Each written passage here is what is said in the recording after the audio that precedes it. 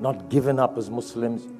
My brothers and sisters, that's the whole reason why suicide is not permissible in Islam.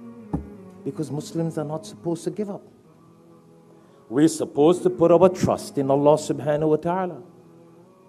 Things may be bad, but it could have been worse. You remember there's a little reference about this guy. He once went on the top of a roof. Things was bad. Business, job, money, bills. And he decided he's going to commit suicide. He went on the top of a building. High, rise. The last thing he had with him to eat was a banana. Yeah? Took the banana, went on top of the roof. Hafiz Munir, you're following?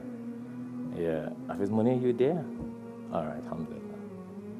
And on top of the roof, he ate the banana, peeled it, of course, ate it, and went forth to jump. But before he jumped to commit suicide, he threw the banana skin down. And because of the height, it took some time for the skin to fall down. By the time it hit the ground, there was a poor guy there who was looking for something to eat. He took the skin and he ate it. Then this guy that was on the roof said, I thought things were bad with me, but it's worse with other people, and I'm going to kill myself again. There are other people who may be going through worse situations. That was a motivation for him. To let him know that while you and I might think that something is going wrong with us, there are people who got more problems.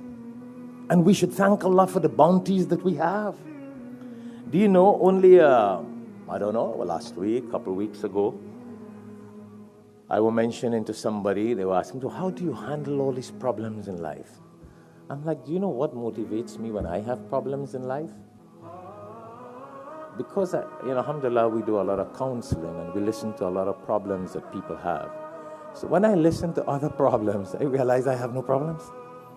My problem is nothing to what these people have.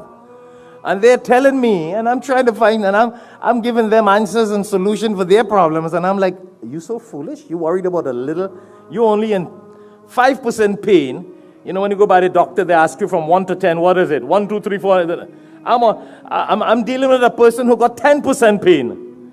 I'm just struggling with a 2% and I'm worried. No, I'm like, wow, look at the problems other people have, and they look like they have no problems.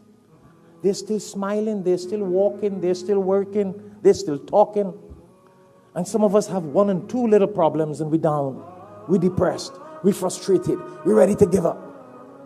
That's not the life of a Muslim. We don't operate like that. We don't.